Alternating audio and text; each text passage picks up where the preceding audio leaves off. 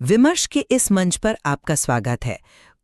जरा कल्पना कीजिए, मध्य पूर्व में एक मिसाइल गिरती है और हजारों किलोमीटर दूर। भारत में आपके घर के गैस सिलेंडर की कीमत अचानक बढ़ जाती है। बिल्कुल। या उसकी सप्लाई में देरी होने लगती है।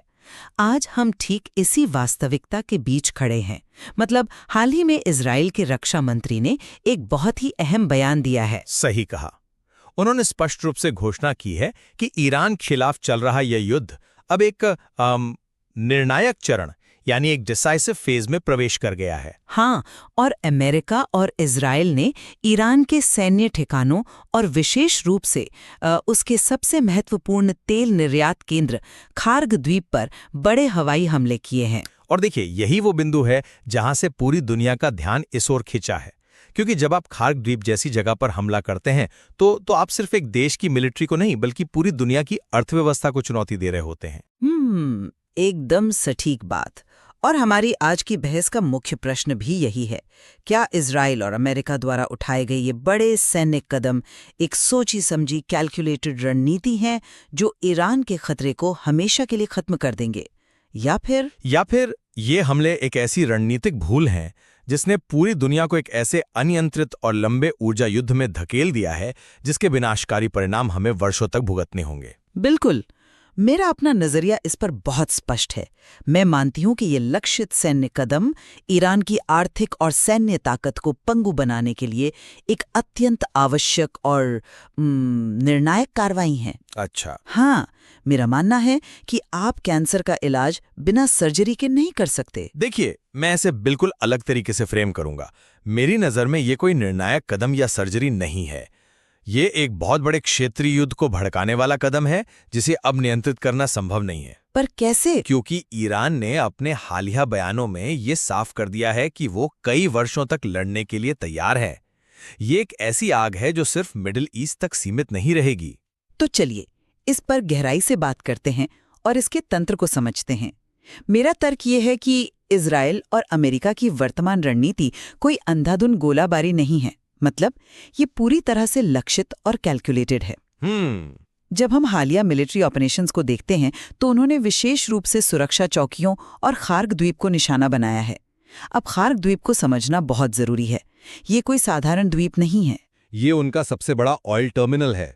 बिल्कुल, जहां से उसका लगभग 90% तेल निर्यात होता है। ये ईरान की अर्थव्यवस्था का सीधा कैश रजिस्टर है। देखिए, युद्ध लड़ने के लिए सिर्फ विचारधारा नहीं चाहिए, आपको मिसाइलें बनाने के लिए हर दिन करोड़ों डॉलर चाहिए होते हैं।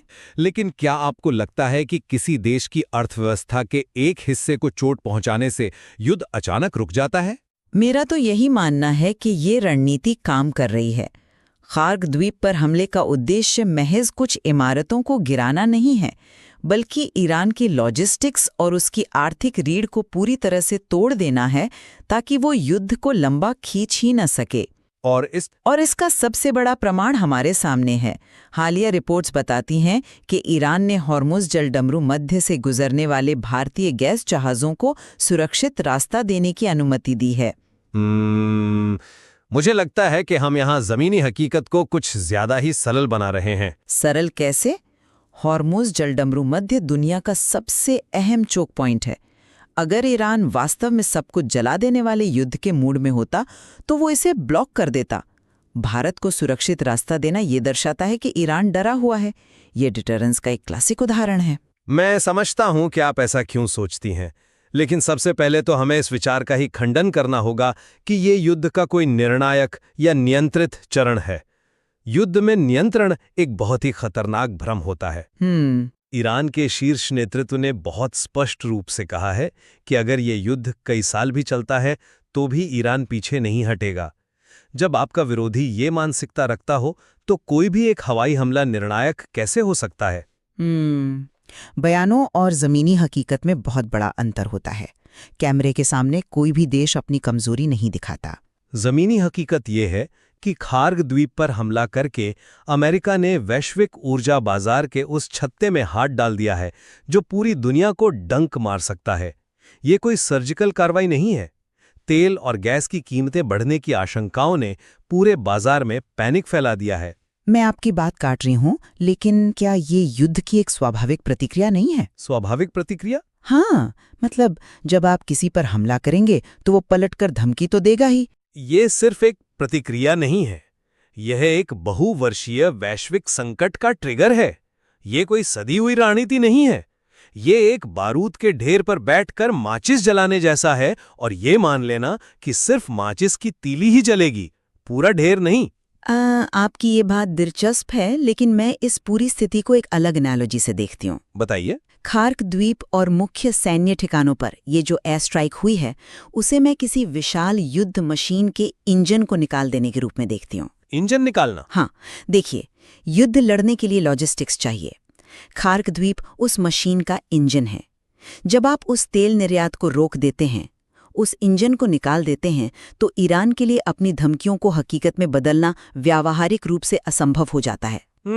बिना पैसे के वर्षों तक युद्ध लड़ना केवल एक खोखला दावा है। इजराइल के रक्षा मंत्री जब इसे निर्णायक मोड़ कहते हैं, तो वह इसी आर्थिक पैरालिसिस की ओर इशारा कर रहे हैं। आप मशीन से इंजन निकाल देंगे तो मशीन नहीं चलेगी, बात खत्म।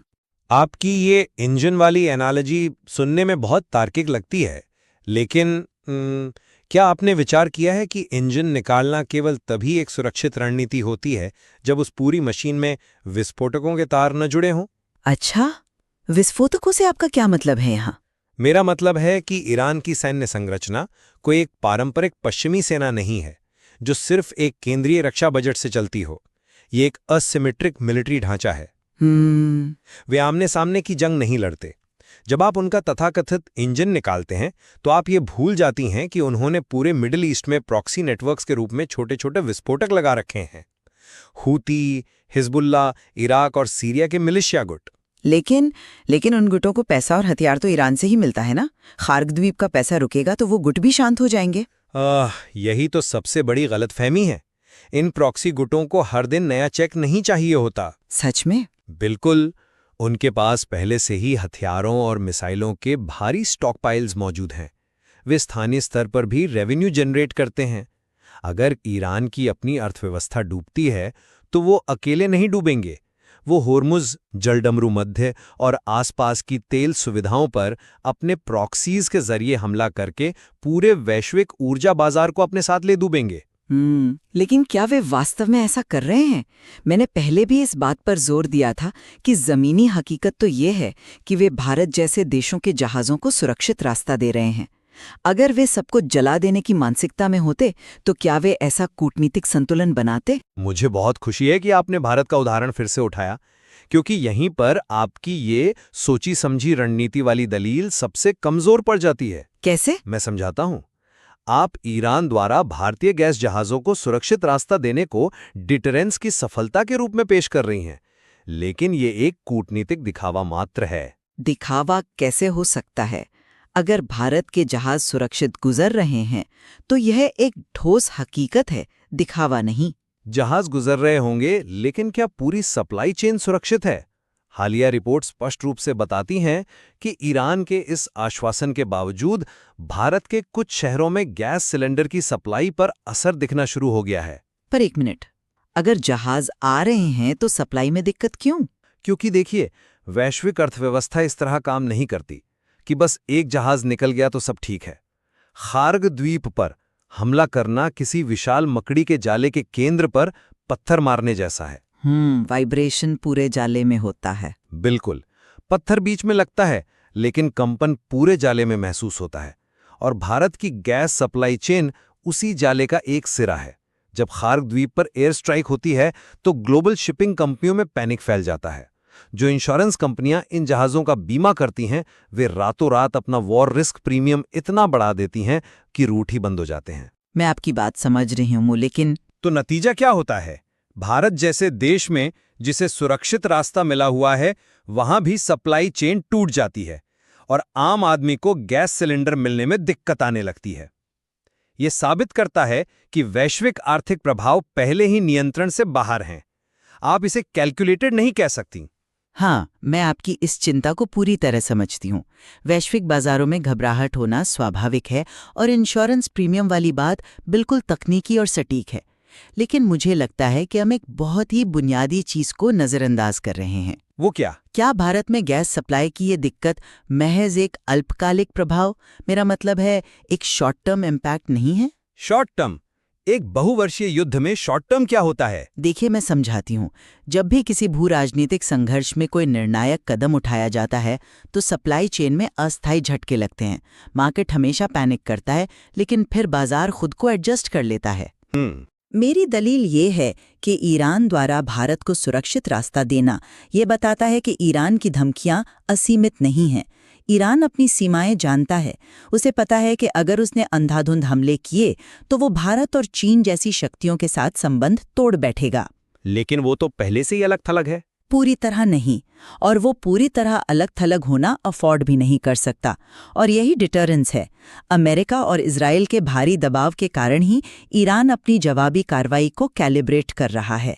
तो हाँ, खार्ग द्वीप पर हमले से एक शॉर्ट टर्म मार्केट शॉक आया है, लेकिन लॉन्ग टर्म में इसने ईरान को संदेश दे दिया है। शॉर्ट टर्म मार्केट शॉक को बर्दाश्त करना होगा, ये कहना बहुत आसान है, लेकिन ये मुझे हमारे तीसरे और शायद सबसे महत्वपूर्ण बिंदु पर लाता है, क्षेत्रीय अस्थिरता बनाम सैन्य नियंत्रण। ठीक है। आप बार बार कह रही हैं कि यह एक नियंत्रित कार्रवाई है जो डिटरेंस पैदा कर रही है, लेकिन हम जमीन पर क्या देख रहे हैं? युद्ध का असर पूरे मिडिल ईस्ट में फैल रहा है। इराक, सीरिया, यमन, हर जगह से ड्रोन और मिसाइल हमलों का खतरा अप्रत्याशित रूप से बढ़ गया है। मैं इस बात से बिल्कुल भी इनकार नहीं कर रही हूं कि तनाव बढ़ा है। तो फिर हम इसे नियंत्रण कैसे कह सकते हैं? ये युद्ध सीमाओं को पार कर चुका है। जब अलग अलग देशों से नॉन स्टेट एक्टर्स इसमें शामिल हो रहे हैं तो इजराइल का इसे निर्णायक चरण कहना स्थिति की गंभीरता को कम आंकना है। आपने खाग द्वीप पर हमला किया और बदले में पूरे मिडिल ईस्ट की सुरक्षा को दांव पर लगा दिया। देखिए, मुझे लगता है कि हम यहाँ कारण और प्रभाव को थोड़ा उलझा रहे हैं। आप इसे एक अवांछित परिणाम के रूप में देख रहे हैं। बिल्कुल। लेकिन जरा एक अलग नजरिए से सोचिए। क्या आपने इस पर विचार किया है कि मिडिल ईस्ट में ड्रोन और मिसाइल हमलों का ये बढ़ता खतरा ही वो मुख्य कारण है जिसकी वजह से अमेरिका और इजराइल को ये सख्त कदम उठाना पड़ा? आप कहना चाह रही हैं कि इस अस्थिरता को रोकने के लिए उन्होंने और अस्थिरता पैदा की? मैं इसे इस तरह से फ्रेम करूंगी। ये क्षेत्रीय स्थिरता रातों रात पैदा नहीं हुई है। ये एक धीमी गति से जलने वाली आग थी। ईरान के भीतर घुसकर जो निशाना बनाया गया है वो इस अस्थिरता के मूल स्रोत को जड़ से खत्म करने का एक साहसिक प्रयास है। लेकिन मैं फिर वही कहूंगा, वे जड़ से खत्म नहीं हो रहे हैं, वे और फैल रहे हैं। वे छटपटा रहे हैं। जब तक आप उस वित्तीय और लॉजिस्टिक हब को नष्ट नहीं करते जहां से इन ड्रोन्स की लॉन्ग टर्म फंडिंग आ रही है, तब तक आप केवल सतह पर लड़ रहे हैं। खार्ग द्वीप पर हमला बीमारी के लक्षणों का इलाज करने के बजाय सीधा वायरस पर प्रहार करना है। हाँ, जब आप वायरस पर प्रहार करते हैं तो शरीर का तापमान कुछ समय के लिए बढ़ता है, जिसे आप बढ़ता तनाव कह रहे हैं, लेकिन अंततः ये शांति और नियंत्रण की ओर ले जाने का एकमात्र निर्णायक तरीका है।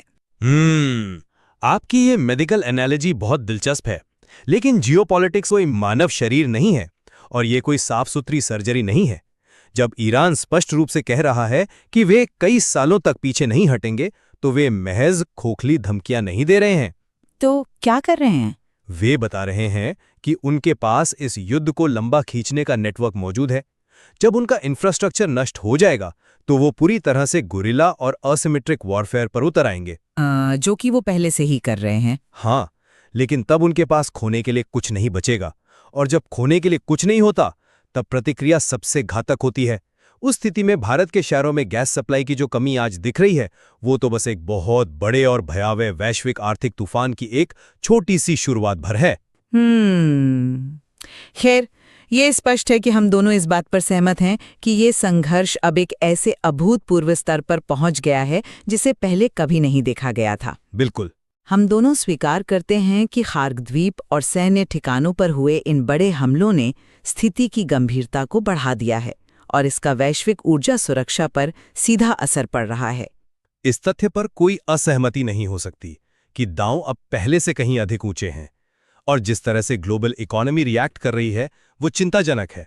लेकिन हमारे निष्कर्ष स्पष्ट रूप से भिन्न हैं। मैं अभी भी इस बात पर दृढ़ता से कायम हूं कि कठोर सैन्य हमले एक आवश्यक बुराई थे। ईरान के युद्ध लड़ने की दीर्घकालिक क्षमता को कम करने और उसे कूटनीतिक रियायतें देने पर मजबूर करने के लिए इस निर्णायक चरण की सख्त आवश्यकता थी। और मैं अपने इस रुख पर पूरी तरह से कायम हूं कि भारत जैसे दूरस्थ देशों में गैस सप्लाई में आ रही बाधाएं और ईरान की कई सालों तक लड़ने की स्पष्ट क्षमता ये साबित करती हैं कि ये कोई नियंत्रित जीत नहीं है। ये दुनिया की अर्थव्यवस्था को हिला देने वाले एक अनियंत्रित युद्ध की शुरुआत है। यह एक ऐसा जटिल विषय है जो हर गुजरते दिन के साथ विकसित हो रहा है। हमारे श्रोताओं के लिए यह देखना बाकी है कि क्या ईरान के महत्वपूर्ण बुनियादी ढांचे को पहुंचा यह भारी नुकसान वास्तव में उसे पीछे हटने पर मजबूर करेगा, या फिर यह एक ऐसी रणनीतिक भूल साबित होगी जो पूरे मध्य पूर्व को एक ऐसे लंबे और वैश्विक संघर्ष में धकेल देगी जिसमें आम आदमी का आर्थिक नुकसान भी अकल्पनीय होगा। बिल्कुल। तो हम वापस उसी मूल विचार पर आ जाते हैं। क्या आप एक जटिल भू राजनीतिक नेटवर्क को सफलतापूर्वक पंगु बना सकते हैं बिना उस पूरे क्षेत्र को अस्थिर किए? आज की चर्चा में बस इतना ही। इन दृष्टिकोणों के आधार पर हम ये आप पर छोड़ते हैं कि आप इस निर्णायक चरण का खुद का निष्कर्ष निकालें। विमर्श के इस मंच पर जुड़ने के लिए धन्यवाद।